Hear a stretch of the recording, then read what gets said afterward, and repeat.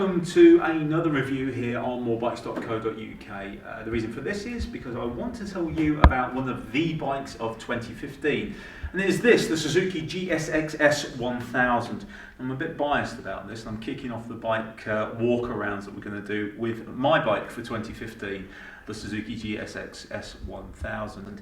I haven't had the bike for that long, but in the short time I've had it, I've fallen in love with it. It's a great bike, don't let anybody tell you different, and I have read other testers' reviews of this motorcycle where they talk about the snatchy fuel injection, perhaps not quite as comfortable as some of the other big nakeds out there. That's tosh and piddle, because you want that snatchiness from this bike because it's based on a GSX-R. The mechanical facts of it are this: it's 143 brake horsepower, makes 78 foot-pounds of torque. It costs £8,995 without ABS, 9,499 with ABS. It might be 9,499, doesn't matter. It's £9,500 with ABS on this.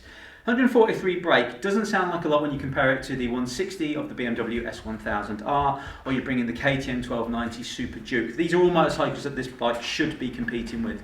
But you know what, on the road, all of that matters not a jot, because this bike is based on one of the greatest road bikes ever built, and there's the Suzuki GSX-R K5, the 2005 bike, which had immense mid-range, great top end, and lots of low-down grunt.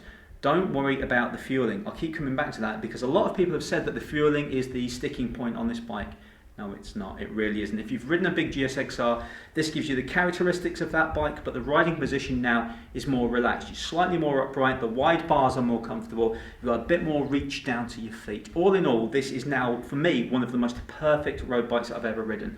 An added factor in that is that this bike is the first GSX-R, let's call it that, it might be a GSX-S, but it's really a GSX-R with an upright riding position. It's the first GSX-R to have traction control. You can hear people shouting from the turrets. They're that happy about this traction control going on this bike. It's 3-stage traction control. It's brilliant. It interrupts very seamlessly. You can hardly tell it's working. All you get is a light flashing on the digital dash to tell you that things are happening underneath you to keep you upright. And it's brilliant. It really allows you to attack the engine, stir the gearbox, and go nuts. If you want to pull wheelies, you just drop the traction control off and it will wheelie underneath you. If you want it to stay calm and fast, put the traction control up. There's 3 settings. 1 is the least minimal, 2 is mid, 3 is the most interruption that you're going to get. 3 robs you a little bit of power on the outright acceleration. I like to ride this in 1 on the road, and then when I want a bit of fun, I take it off traction control completely and it becomes a bit more of an animal in your hands. The suspension is wonderful. Not entirely sure whether Shugo Sato, one of the Suzuki engineers, has worked on the suspension package of this, but it feels very much like Shugo Sato, and he worked on the Suzuki V-Strom 1000 that came out last year, and that bike is sublime in its handling. This is typically GSX-R, very light, very nimble. It might look like a solid bike, a big raft of machinery underneath you, but in reality, when you're riding it, it feels more like a 600. It's light, it's nimble, and then you crack the throttle and you've got that waft of mid-range that wheelies and pulls away and really gives you that thrill as you're perched in this excellent riding position. Let the revs rise, 7,000 it goes again, hit 10,000 it goes again, and then it runs out about 11,500. I'll be honest with you, I've never really looked at the tacho as it runs out of revs because I'm always concentrating too much on what's going on in front of me and what's going on underneath me. It's a brilliant bike. You feel such a part of the machine, and it has all the characteristics that make big Suzukis such a great buy.